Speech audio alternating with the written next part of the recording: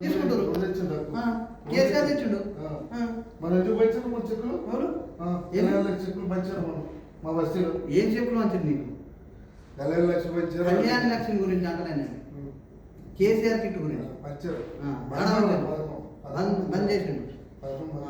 బంద్ చేసిండు. నెల దాకా రైతు బంధు అయిపోతే రైతు బంధు ఏలేదు. మన దగ్గర మన పైసలు అది ఎకరాకు 6,000 కానీ రెండు 6,000 వేస్తే 12,000 వేస్తే అయిపోయిందా?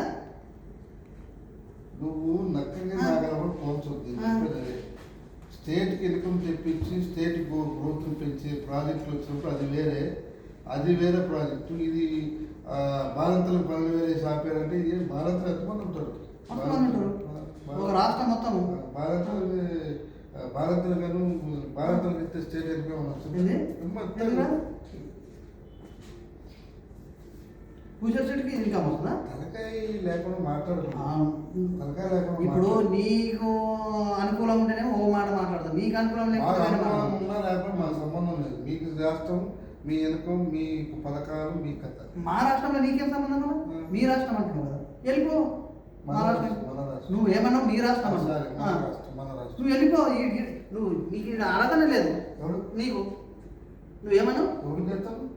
నువ్వేమన్నా ఇప్పుడు మీ రాష్ట్రం అన్నావు. నువ్వు ఏమన్నావు? ఇప్పుడే అన్నావు. ఇప్పుడే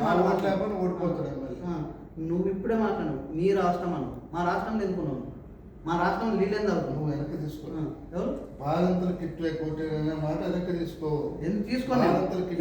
ఎరగొట్టిండు, ఎగ్గొట్టిండు. కేసీఆర్ కిట్టు తీసేసి కేసీఆర్ కిట్టుకి ఒక సిటీ డెవలప్మెంట్కి చాలా సంబంధం ఉంది. అది వెనక్కి తీసుకో. అది తీసుకో. నువ్వు తీసుకోవాలి. నువ్వు మీ రాష్ట్రం అన్నావు.